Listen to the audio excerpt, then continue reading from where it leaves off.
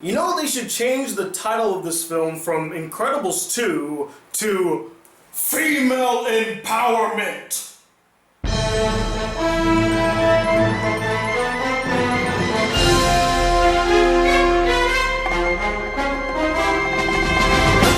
Hey guys, the Black Critic Guy, and I'm here today to review the sequel, 14 years in the making, The Incredibles 2.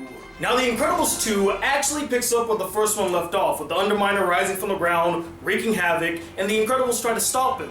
Which then leads to a ton of property damage and them getting arrested. Fortunate for them, a billionaire who happens to be a superhero fanatic sees them in action and comes up with the brilliant idea of trying to rewrite the image of superheroes in the public eye and get them reinstated. And he chooses Elastigirl to be the face of this new initiative. And while Elastigirl is out doing her superheroine mission, that leaves Bob, aka Mr. Incredible, to take care of the kids. So it's Elastigirl versus the Screenslaver, and Mr. Incredible versus teenage angst, an uncontrollable baby, and the worst enemy of all, math.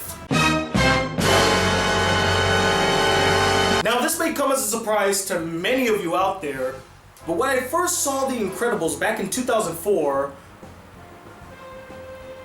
I wasn't really all that impressed by it. Now, that's not to say that I thought it was a terrible film or that I didn't enjoy it whatsoever. I did enjoy it for the most part. I just wasn't gushing all over it like everybody else was. I honestly didn't understand why people loved it so much, and I found it to be the most overrated Pixar film at the time. And you must forgive me, I was 11 years old, so a lot of the adult themes went over my head. The whole story arc dealing with Mr. Incredible, the fact that he was miserable and dissatisfied with his position in life, where he was this heroic being, now he's working behind a desk. A lot of the adult themes went over my head, the fact that his marriage was decaying, the infidelity that his wife thought he was going through, or the fact that he was meeting another woman. A lot of those went over my head, and I didn't even think about it until years later. All I really cared about was the superhero bits. I just wanted to see superheroes being superheroes. So again, a lot of the adult themes, a lot of the rich development, a lot of the great storytelling, whoosh, over my head. It wasn't until I think around 2012 when I rewatched it again that I fully appreciated what this film was, and I'm like, wow, it is actually one of the best Pixar films. So 14 years and one box office bomb later, and Brad Bird finally decides to give us the sequel many of us have been demanding. And it's finally here, and what did I think about it? Well, let's get into it. Needless to say, the animation here is quite incredible. Get it? Because of, oh my god, after months of no puns, now you decide to do a pun? But seriously, I expect no less from Pixar. They always bring their AAA game when it comes to their animation. And that 3D deco art, it looks fabulous. Again, having one of the most distinct looks of any Pixar film, and I'm happy for its return. The action scenes, while a bit more tamed this time around, which could be due to its G rating, although they do use the words hell and damn in the film, which kind of puzzled me how this is for general. I digress. The action scenes were fun to watch. Not as exhilarating, but still a whole lot of fun to watch. My personal favorite was the one where Elastigirl is chasing down a bullet train. That was the most creative action sequence in the entire film, and the way that they would use Elastigirl's body was fantastic for the action scene. The voice acting was solid once again. Everybody does a fine job with their performances. Although I will admit that Bob Odenkirk's performance was a bit hit or miss for me. Sometimes I was really into it. Other times I felt like it was a bit too much and too hokey. I don't know if that was the direction he was given for his character or a choice he made for his character himself. But there were times where I'm like, okay buddy, just let's reel it in a bit, okay? You're going a bit overboard with the character. But I could bear with that. I was so glad to hear Craig T. Nelson, Samuel L. Jackson, and Holly Hunt voicing their original characters. It was nice to hear them in the roles again. And the kid who voices Dash, he sounds just like the original Dash. I know that's not the original voice actor, so I will say he nailed it. The story here is pretty good, rather conventional for a Pixar film. It just wasn't anything truly remarkable, or should I say incredible. No! No, you already did it once, don't you do it again. Surprisingly, the best story element wasn't Elastigirl's, more on that a little later. It was actually Mr. Incredible's. Seeing him trying to be a good father with his kids, teaching him math, helping his daughter get a date, taking care of little Jack, and the stress that comes from being a good parent was relatable, hilarious, and quite touching. It's good to see a film that focuses on fatherhood and being a good father figure, and just in time for Father's Day. The characters are pretty much in line with the story. They're serviceable. You know, there's some good character moments here and there, although I will say the characters felt richer in the first film than they did in the second film. More on that one a little later. And finally, and I can't believe I didn't mention this earlier, the score is phenomenal. Michael Giacchino, you did it again, baby. Your composition fit perfectly with the tone and look of this film, harkening back to themes of the 1960s, 1950s, you know, a very retro sound that also has a modern feel to it.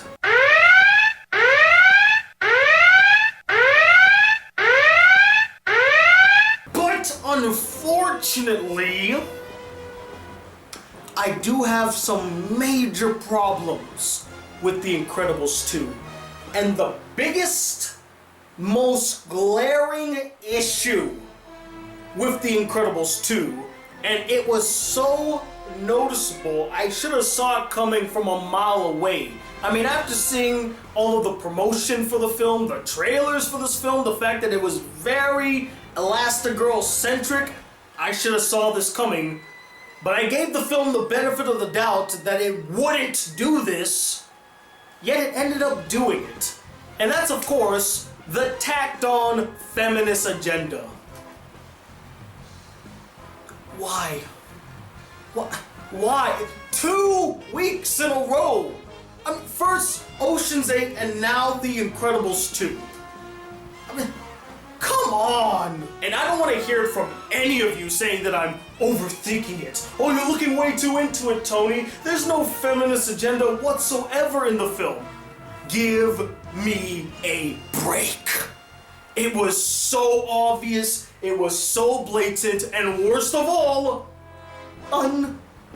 unnecessary. If anything, the feminist agenda in Incredibles 2 was more of a detriment to the film rather than an asset. Starting from the top with Elastigirl, the reason why her story element is not as interesting as Mr. Incredibles was in the film is because her character doesn't really go through any worthwhile development. She doesn't truly change or gain anything from her experience. Her character arc is basically female empowerment. And I'm sorry, but that is not a character arc, especially because Elastigirl as a character was already empowered regardless of her gender. Name me one moment in the first film where she was not empowered, where she didn't take life into her own hands, where she wasn't her own character. Name me the moment. You can't, because she was her own character, and she was her own character in this film. So that whole female empowerment is not gonna fly with me, because she was already empowered. You don't need to do a separate story showing her emboldened and empowered. She already was that. Now look here, and yes, I am going to be drawing comparisons from this film to the first Incredibles film. Since it is made by the same animation studio and written and directed by the same guy that made the first one, I think comparisons are justified in this case. Now when it comes to the first Incredibles, Mr. Incredible actually had a story arc. He had a character arc. You see the character grow from the beginning all the way to the end. There's an evolution with this character. He starts the film off as a dissatisfied husband whose marriage is decaying and he feels unfulfilled and he misses the glory days where he was this great hero and everybody idolized him, and he just wants that fulfillment once again. He just doesn't feel fulfilled in his life. But by the end of the film, he realizes that he still can be a great hero, but he finds fulfillment being with his family. Family was what was missing in his life, and he was neglecting them, so he embraced them finally by the end of the film, and now they can be awesome together. That, ladies and gentlemen, is a character arc. Now let's look at Elastigirl's character arc in The Incredibles 2. She starts the film off as an emboldened and empowered woman, and she ends the film an emboldened, empowered woman. That's not an arc, that's a straight line. Where's the growth? Where's the change? What did she learn from this experience? Did she learn to fully embrace being a hero again? No, not really, because she still liked being a hero, she just didn't want to break the rules. Does she gain any knowledge that makes her want to get closer with her family? No, she still loves her family the same way she did at the start of the film. So what you're telling me is that the character goes through no significant growth whatsoever. It's just female empowerment. Yeah, that very, very interesting. What an enthralling character arc right there, huh? And then they dive deep into the feminist hole with this character, Void. A very apt name for the character, as she's not only a representation of this film diving into the feminist void, but she's as empty, stark, and hollow as her name implies. This character is nothing. She adds nothing to this film. She was unnecessary to the max. You could have replaced her with any other character, nothing would change. And then the design of the character. I mean, it's absolute cringe, guys. Absolute cringe. When this character first appeared on screen, I facepalmed so hard and groaned to myself like, oh no, I know exactly where they're going with this character. They're gonna put her front and center. She's always gonna be talking to Elastigirl or that other girl, and sure enough, what's the first thing this character does? She praises Elastigirl and says, oh my god, you're such a treasure and you're an inspiration to women everywhere. Here's the problem, and I'm trying to be serious here. The problem with Void is that once again, she's an example of an agenda trumping a character. It's L3 all over again, except this is a more watered down, more contained L3. It's just that this one's not spewing out idiotic, cringeworthy rhetoric. It's just everything the character stands for is an agenda. She's agenda first, character second. Damn it, Disney, you're now 2 for 2 in regards for bullshit agenda-driven characters, if you can even call them that. Okay, let's just get away from the feminist agenda that plagues this film. What were some other problems with The Incredibles 2? Well, the villain was rather lackluster. Not only was it very obvious who the actual villain was, but this character was also tarnished by the feminist agenda. I won't say how, I don't want to ruin the surprise of who the villain is, but I promise you, once you see the actual villain, you'll know for sure, like, yep, that's the villain. Considering what this film is all about, what it's trying to push, you're the villain, and I called it the moment I saw you. The villain's motivation is so weak, and the character themselves is just not that interesting.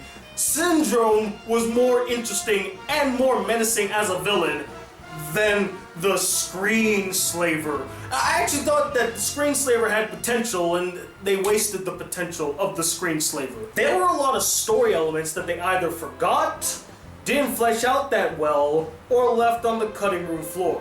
The one that I felt like they forgot was this rising jealousy with Mr. Incredible seeing his wife getting all the fame, all the glory, all the attention.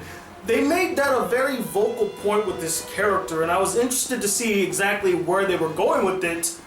But halfway through the film, they just completely forget it. They don't even address it again, like he's jealous that she's getting all this attention, even though they clearly showed that he was jealous, that he wanted to be the center of attention. He wanted to be the hero saving the day. He wanted to do heroic things.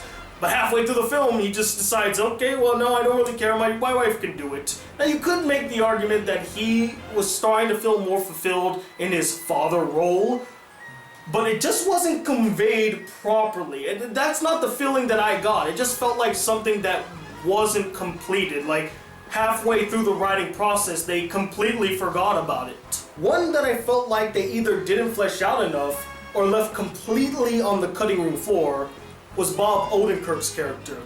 Surprisingly, the character is actually far more complex, intriguing, and fascinating than we were led to believe. And we learn a bit more about the character and why he has such a fixation for superheroes from his sister in the latter part of the film. And I was actually surprised by it because I found it kind of tragic and heartbreaking. And I kind of understand why he wants superheroes to come back now. In fact, he had better motivations than his sister did in this film. And the film does present some evidence to support what his sister said in the latter part of the film. Whenever you would see him interacting with Mr. Incredible or Frozone, he would start singing their theme songs and acting like a child again. And again, I would have loved to just see more interactions with Bob Odenkirk's character and his heroes. And yeah, that's all I really have to say in regards to The Incredibles 2. And you want to know the sad thing about all this? I walked into this review thinking very highly of The Incredibles 2. I actually had a very positive outlook of the film. But as I sat here and reflected more upon the film and picked out all the glaring issues of it, my enjoyment started whittling down with each and every criticism and each and every flaw I found. That's not to say that I now hate this film. I still think that it is an enjoyable film. It's just not as enjoyable as I thought it was going to be, and there are a lot of issues I found with it. But as always, guys, I'm not the end-all be-all opinion when it comes to The Incredibles 2. I would love to know what you guys thought of the film as well. Did it live up to your expectations? Was it well worth the wait? Did you love the heck out of it? Or did you find it really disappointing and boring and dull? It didn't live up to your expectations and you hated the feminist agenda? And let me know, what is your favorite sequel to a film that came out decades or years later? Comment below, let me know, and stay tuned. I have an anime review that's coming out tomorrow. Get excited for that. And as always, guys, if you'd like to see more videos on the channel, be a part of the Black Critic Crew, please hit that subscribe button below. Like this video if you really enjoyed it. And if you'd like to send me any fan letters, send it to this P.O. Box right up here. And as always, I'm Tony Watt II, the hero fighting for female empowerment as the Black Critic Guy. Till then, peace, YouTube.